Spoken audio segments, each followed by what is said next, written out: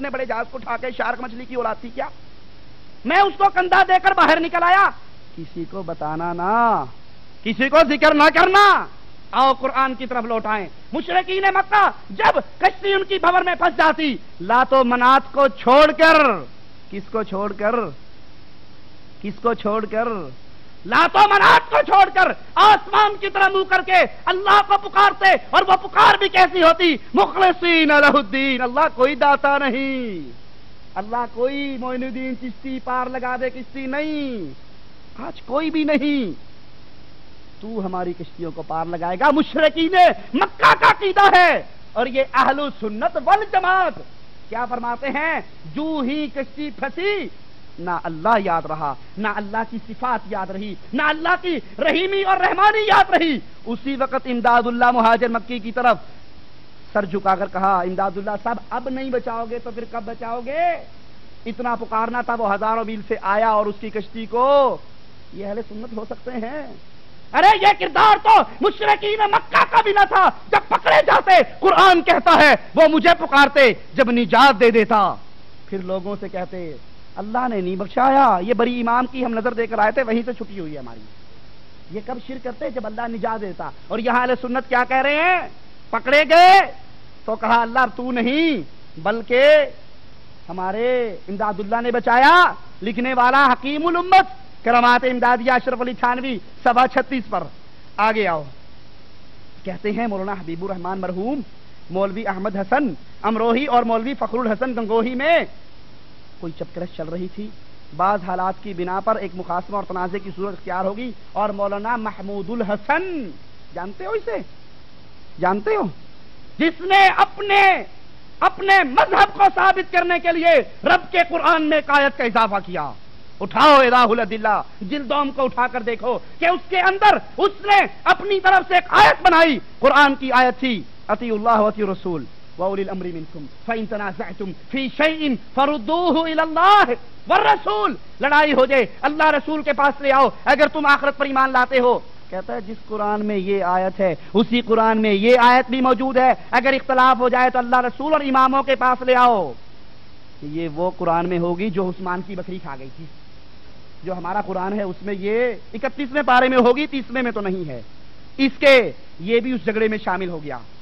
اچھا، اب اسی دن اسی معاملے میں صبح کے وقت مولانا رفیع الدین نے اپنے محمود الحسن کو کمرے میں بلایا، رضائی اوڑی ہوئی، کہنے لگے محمود الحسن صاحب میری رضائی کو دیکھو۔ رضائی کو دیکھا تو اس سے پسینہ گر رہا تھا۔ کہا حضرت یہ کیا ہے؟ کہا یہ کیا ہے؟ ابھی مولانا قاسم نانوتوی جسد انصری کے ساتھ آئے اور کہہ کر گئے کہ محمود الحسن سے کہو اس لڑائی میں نہ پڑے۔ اس لڑائی میں کہاں سے آ گئے؟ روحیں دو ہی جگہ پر ہوتی ہیں، یا جنت میں، یا تو جنت میں جائے گا وہ تمہاری لڑائیاں صاف کروانے یہاں دنیا میں آئے گا، اور جو مشرک ہوگا وہ جنت میں نہیں جائے گا، یہ تو بات ہی ختم ہے، اور جو جہنم میں جائے گا وہ باہر نکلے گا۔ قرآن کہتا ہے کوشش ضرور کریں گے مسور کی دال دیکھنے کے لیے، آتے ہیں نا مسور، کیا پکایا؟ مرغی پکائی، سلامت رہو سلامت رہو، مردوں کی روحوں کو اسال کر، کیا پکایا؟ مسور کی دال پکائی، لعنت ہے تمہارے لیے، ہم مردوں کی روحوں کے لیے مسور کی دال پکائی تھی۔ یہ کوشش کریں گے مسور کی دال دیکھنے کے لیے، چھلانگے ماریں گے، رب کے فرشتے ان کے سروں پر لوہے کے گرز ماریں گے، اعیدوا فیہا، پھر جہنم کی تہ میں پہنچا دیں گے۔ یہ آیا اپنے جسم کے ساتھ آیا اور آ کر اس لڑائی کو ختم کروا دیا۔ ارواح ثلاثہ مولانا اشرف علی تھانوی حکیم الامت صاحب، جب حضرت عثمان کا محاصرہ ہوا، جب حضرت علی اور عائشہ کی جنگیں ہوئی، جب حسن و حسین شہید ہوئے، جب معاویہ اور علی کی جنگیں ہوئی رضوان اللہ علیہم اجمعین، تو رسول اللہ صلی اللہ علیہ وسلم کیوں باہر نہ آ گئے؟ اچھا آگے چلو، حکایت نمبر 336 366 اشرف علی تھانوی ارواح ثلاثہ، فرمایا مولوی معین الدین صاحب حضرت مولانا یعقوب صاحب کے بڑے صاحبزادے تھے، حضرت مولانا کی ایک کرامت، وہ کرامت کب ہوئی جی؟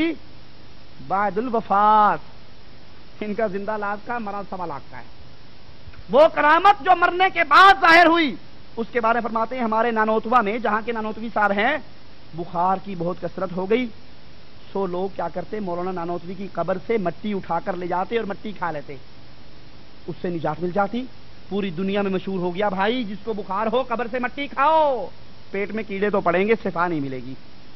کھاؤ بھائی, تمہاری قسمت میں مٹی ہے, کھاؤ. اچھا اب کیا کر رہے ہیں بھتیجا صاحب؟ مٹی ریڑیاں آ رہی ہیں اور میڈیکل سٹور کھلا ہوا ہے, ٹھا کے جا رہے ہیں, پوڑیے بنا کے کھا کے شفا کی کھا رہے ہیں, شفا مل رہی ہے. یہ بڑا تنگ ہے بھائی, ایک ریڑھی گروائی, 2 گروائی, 3 گروائی, اب کیا کروں, مصیبت میں پھنس گیا. قبر پہ آیا اور کہنے لگا آپ کی ہوگی کرامت, ہماری ہو گئی مصیبت. لے بابا اب کی بار کوئی ٹھیک ہو صحیح, ننگا پڑا رہے گا, مٹی نہیں ڈالیں گے.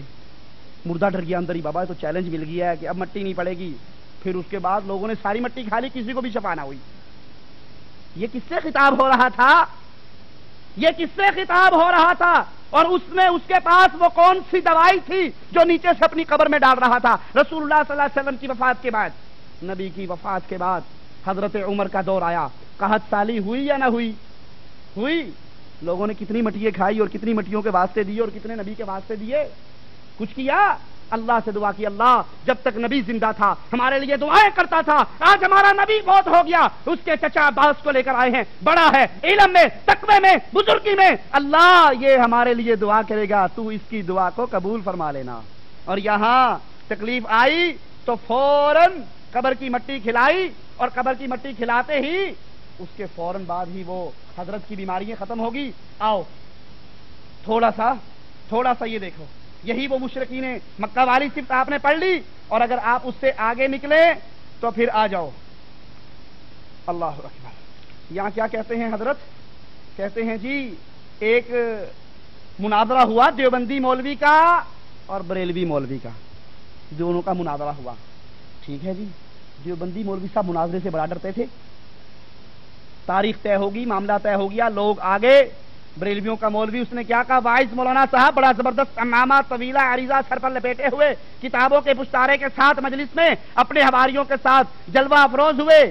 ادھر یہ غریب دیوبندی امام, ضعیف, مسکین شکل, مسکین آواز, خوف زدہ, ترسا, وہ بھی اللہ اللہ کرتا ہوا سامنے آیا. سننے کی بات یہ ہے کہ اس کے بعد اس دیوبندی امام نے مشاہدے کے بعد بیان کیا کہ مولانا واعظ کے سامنے جو ہی بیٹھا, اس مولوی واعظ کے سامنے جو ہی بیٹھا, ابھی گفتگو شروع نہیں ہوئی تھی, اچانک اپنے بازو میں مجھے محسوس ہوا کہ کوئی شخص آیا ہے جس سے میں نہیں پہچانتا, وہ بھی آ کر بیٹھ گیا, اور مجھ سے وہ اجنبی اچانک نمودار ہونے والی شخصیت کہتی ہے گفتگو شروع کرو, مناظرہ شروع کرو, پریشانی کس بات کی ہے, اور ہرگز نہ ڈرو. دل میں غیر معمولی قوت اس سے پیدا ہوئی. اس کے بعد دیوبندی امام صاحب کا بیان سنیے کہ میری زبان سے کچھ فقرے نکل رہے تھے, اور اسی طور پہ نکل رہے تھے کہ میں خود نہیں جانتا تھا کیا کہہ رہا ہوں. ٹیپ ریکارڈ لگ گیا اندر ہے, مولوی نانوتوی بول رہے ہیں اندر سے, اس کی زبان ہل رہی ہے کارٹون کی طرح, اسے پتا نہیں کیا کہہ رہا ہوں. اچھا نکلتے رہے. اس کا جواب مولانا وائز نے ابتدا میں تو دیا, لیکن سوال و جواب کا سلسلہ بھی دراز نہیں ہوا تھا کہ ایک دفعہ مولوی وائز کو دیکھتا ہوں اٹھ کر کھڑے ہو گیا, میرے قدموں میں سر ڈالے ہوئے رو رہا ہے, پگڑی بکھری پڑی ہے, اور کہتے ہیں حضرت میں نہیں جانتا تھا, آپ اتنے بڑے عالم ہیں, للہ مجھے معاف کیجئے, آپ جو کچھ فرماتے ہیں یہی صحیح ہے اور یہی درست ہے, میں غلطی پر ہوں. یہ منظر ایسا تھا, مجمع دم بخود رہ گیا, کیا سوچ کر آیا تھا, کیا ہو گیا. دیوبندی امام نے کہا کہ اچانک نمودار ہونے والی شخصیت میرے نظر سے اوجھل ہو گئی. آپ نے دیکھا نا, ہم نے زمانہ جاہلیت میں دیکھا تھا, اللہ نے معاف کر دے, کیا اللہ دین کا چراغ ڈرامہ, وہ جب بھی کوئی پریشانی ہوتی نا وہ چراغ دباتا, جن حاضر ہو جاتا, جن حاضر ہوتا ساری پریشانی ختم کر جاتا. ادھر مولوی نانوتوی جن کی طرح آیا, جو ہی مناظرہ ختم ہوا بھاگ کے اپنی قبر میں پھر چلا گیا. ارے باولو, جو اپنی قبر سے آ کے مناظرہ کر سکتا ہے اپنی بیوی کے پاس نہیں جا سکتا کیا؟ جو مناظرہ کر سکتا ہے یتیم بچوں کے سر پہ ہاتھ نہیں رکھ سکتا؟ اے اہل سنت کا دعویٰ کرنے والوں, قرآن کہتا ہے جو مر کے زمین کے اندر چلے گئے ان کو نہیں پتا کب اٹھایا جائے گا. اور یہاں مناظروں میں آ کر لڑائیاں کی جا رہی ہیں, کہیں مناظروں میں لڑائیاں, اور کہیں مولوی ذکریہ صاحب لکھتے ہیں اپنی فضائل صدقات کے اندر, کچھ لوگ مل کر ایک سخی سرور کی قبر پہ گئے. یہ اہل سنت ہے, آؤ سنو اہل سنت.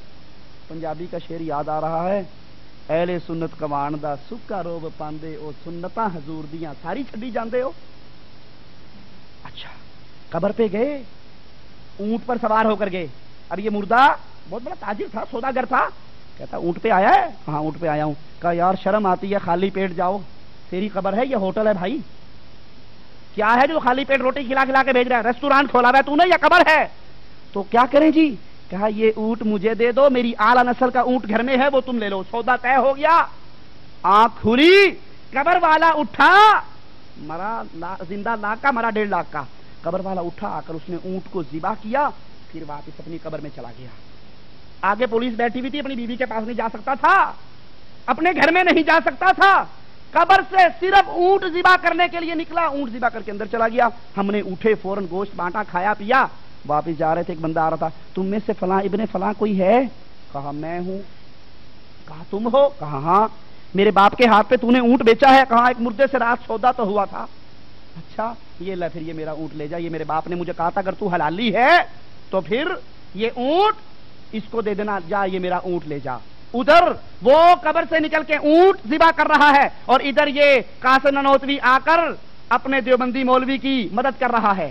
آگے پڑھو، یہ تھی سوانح قاسمی جلد 1 صفحہ 331 پر، اشرف السوانح کے مصنف اشرف علی تھانوی صاحب کے پردادا، ان کے دادا پردادا پھوپھیے سارے یہ اولیاء اللہ ہیں۔